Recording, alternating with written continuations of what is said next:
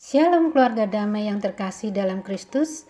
Saat ini kita sudah memasuki hari ke-20 di tahun 2022. Semoga kita semua berada dalam keadaan sehat dan dilingkupi oleh damai sejahtera Tuhan kita. Pagi ini kita akan merenungkan sebagian dari firman Tuhan. Marilah kita mempersiapkan hati dengan berdoa.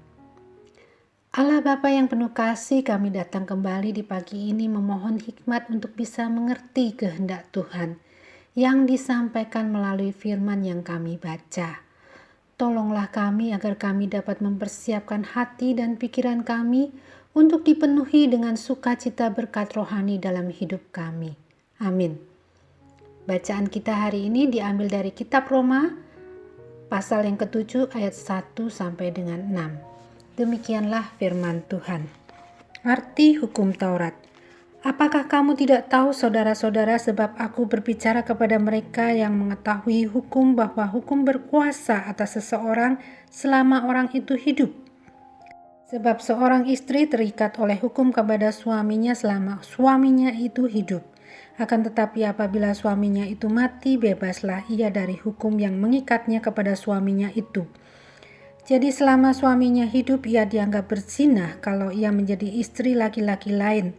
Tetapi jika suaminya telah mati, ia bebas dari hukum, sehingga ia bukan berzina kalau ia menjadi istri laki-laki lain. Sebab itu, saudara-saudaraku, kamu juga telah mati bagi hukum Taurat oleh tubuh Kristus, supaya kamu menjadi milik orang lain, yaitu milik Dia yang telah dibangkitkan dari antara orang mati, agar kita berbuah bagi Allah. Sebab waktu kita masih hidup di dalam daging, hawa nafsu dosa yang dirangsang oleh hukum Taurat bekerja dalam anggota-anggota tubuh kita, agar kita berbuah bagi maut.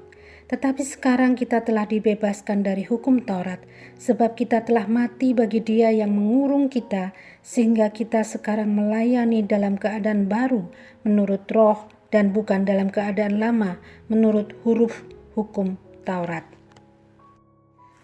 Keluarga damai yang terkasih, bacaan Roma ini sebenarnya terkait dengan pasal-pasal sebelumnya. Dalam Roma 6, penulis mengkontraskan antara hidup sebagai budak dosa atau hidup sebagai budak kebenaran. Kalau kita membaca kitab Roma ini dari awal sudah memaparkan tentang doktrin keselamatan bagi orang percaya. Pertama-tama bahwa semua orang berdosa dan patut dihukum, walaupun mengenal Taurat. Dalam pasal 3 menyebutkan bahwa orang Ibrani sekalipun menerima hukum Taurat, mereka tidak ada bedanya dengan bangsa-bangsa lain, karena semua orang telah jatuh dalam dosa dan menjadi hamba dosa. Lalu pasal 6 ditutup dengan sebuah pengharapan baru demikian. Sebab upah dosa ialah maut, tetapi kasih karunia Allah ialah hidup yang kekal dalam Kristus Yesus Tuhan kita. Bagi kita yang bukan Yahudi, berita pengampunan ini merupakan kabar baik yang lebih mudah diterima.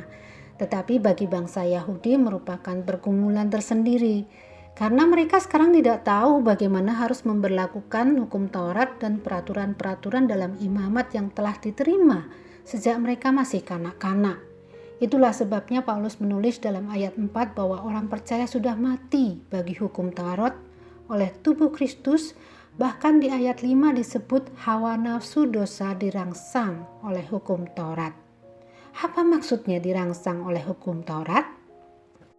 Seorang penafsir memberi ilustrasi tentang video prank yang viral.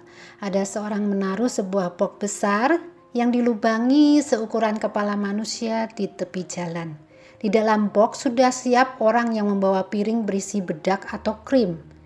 Di bagian luar sengaja diberi tulisan besar-besar, "Dilarang melihat ke lubang." Berikut ada tanda panah ke lubang tadi. Anehnya tulisan dilarang itu malah semakin membuat penasaran orang yang lewat. Dan ketika orang tersebut melongok ke dalam lubang, melayanglah piring berisi bedak atau krim tadi ke wajahnya. Atau sebuah ilustrasi lain, sebuah tutup makanan di atas meja dengan tulisan "Jangan dibuka." Malah semakin membuat orang yang lewat ingin tahu apa isinya.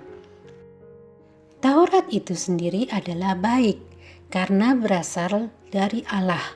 Tetapi manusia berdosa memperalat hukum Taurat itu untuk menikmati dosa. Kehendaknya yang dikuasai kedagingan selalu memberontak terhadap Allah. Jadi bagaimana? Itulah sebabnya Paulus menerangkan bahwa kita sudah mati terhadap hukum Taurat, supaya kita dimiliki oleh Tuhan yang baru, yaitu Kristus. Sehingga motivasi kita mentaati hukum Tuhan bukan lagi karena keterpaksaan atau ketakutan, tetapi kita melayani dalam kerangka berpikir yang baru dan hidup yang baru, yaitu dengan sukacita, kerelaan, ketaatan, dan ada kekuatan untuk menikmati hukum Tuhan. Dalam Kristus kita terbebas dari tuan yang lama, yaitu hukum-hukum yang membuat kita mengenal dosa. Hukum yang memojokkan, menekan, mengekang, menghakimi kita oleh karena paradigma atau worldview yang lama, yaitu cara pandang orang yang tidak merasa dikasihi oleh Tuhan. Dahulu kita menanggapi segala perintah Tuhan dari sisi negatif, mencurigai Allah, tidak percaya, dan bahkan tidak sadar bahwa kita berdosa. Puji Tuhan, bahwa akhirnya kita melihat hukum itu seperti cermin, menunjukkan keberdosaan kita dan masuk dalam cara pandang yang baru tentang Allah, yaitu Allah yang mengasihi kita dan menginginkan kita untuk terbebas dari hukuman. Di dalam Kristus, kita turut dalam kematiannya dan juga turut dalam kebangkitannya. Paulus mengumpamakan sebagai bentuk pernikahan karena suami yang lama sudah mati, yaitu hukum Taurat, dan kita menjadi milik Kristus dalam sebuah relasi yang baru dan indah. Jadi kita sudah bebas dari ikatan dengan hukum Taurat. Dalam ayat ke-6 ditulis, tetapi sekarang kita telah dibebaskan dari hukum Taurat, sebab kita telah mati bagi Dia yang mengurung kita, sehingga kita sekarang melayani dalam keadaan baru menurut roh dan bukan dalam keadaan lama menurut huruf hukum Taurat. Mari kita berdoa. Allah Bapa yang penuh kasih, kami mengucap syukur atas anugerah keselamatan yang boleh kami terima, sekalipun kami tidak layak diampuni karena memberontak terhadap Engkau.